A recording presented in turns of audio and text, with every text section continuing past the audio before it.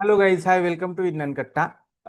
होमी बाबा सायन्स सर्कलमध्ये तुमचं स्वागत आहे. आणि आजच्या या व्हिडिओमध्ये आपण आपले जे प्लांट्स असतात ते प्लांट्स वॉटर कसं ऍब्सॉर्ब करतात रूट्स मधनं, त्याचा अभ्यास आपण करणार आहोत.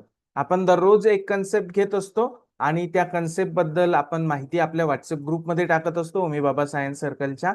त्याच्यावरती व्हिडिओ असतो आणि त्याच्यावरती संध्याकाळी क्विज असते. तर पटकन व्हॉट्सअप ग्रुप जॉईन करा, लिंक डिस्क्रिप्शन मध्ये आहे. चला पटकन सुरुवात करूया. How do plants get water from their roots to their lives?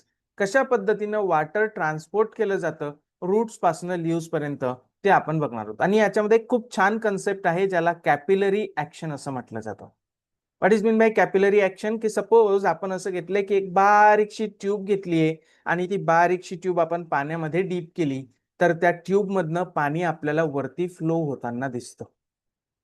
Now, why does this happen? There is a very important concept called capillary action.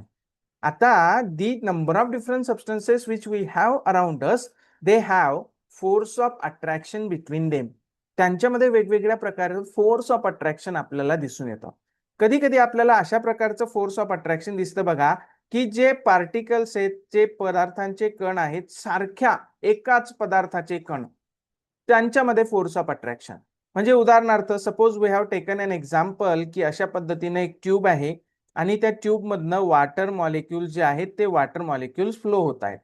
मग या वॉटरच्या मॉलिक्युल्स मध्ये असणारं force, the force of attraction between the same kind of molecules, same kind of particles, त्याच्यामुळे ते एकमेकांना धरून ठेवतील. आपल्याच पदार्थाचे कण, एकाच पदार्थाचे कण एकमेकांना धरून ठेवतील. This kind of force of attraction याला कोहेजन असं म्हटलं होतं. कोहेजन.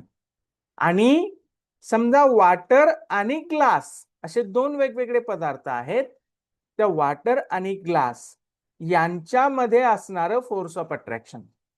सपोज असं आपण थोडंसं मोठं हे ग्लासचा वाल आहे आणि याच्या शेजारी असणारा एक वॉटरचा मॉलिक्युल आहे. आता यांच्यामध्ये जे फोर्स ऑफ अट्रॅक्शन आहे between the different substances, particles, molecules of different substances, त्यांच्यामध्ये असणारं फोर्स ऑफ अट्रॅक्शन त्याला आपण अधेजन असं म्हणतो. आणि अशा प्रकारचं कोहेजन आणि अधेजन किंवा कोहेजिव्ह फोर्स आणि adhesive force of attraction, cohesive force of attraction between the molecules of the same substance, adhesive force of attraction between the molecules of different substances which are in contact with one another. अशा प्रकारचे दोन वेगवेगळ्या प्रकारचे forces of attraction आपल्याला दिसून येतात आणि यांचा कंबाइंड इफेक्ट असा होतो की that water starts to flow in upward direction. That water starts to flow in upward direction. आणि यांचा कंबाईन इफेक्ट यालाच आपण कॅपिलरी ऍक्शन असं म्हणतो. आता हे स्मॉलर ट्यूब्स मध्येच होतं, मोठ्या ट्यूब मध्ये का होत नाही, त्याच्या प्रश्नाचं उत्तर तुम्हाला कमेंट करून सांगायचंय. Why does water rise higher in a thinner tube than in a wider tube? Thank you. पटकन व्हॉट्सअपचा ग्रुप जॉईन करून घ्या, म्हणजे तुम्हाला रेग्युलर अपडेट्स याचे मिळत राहतील.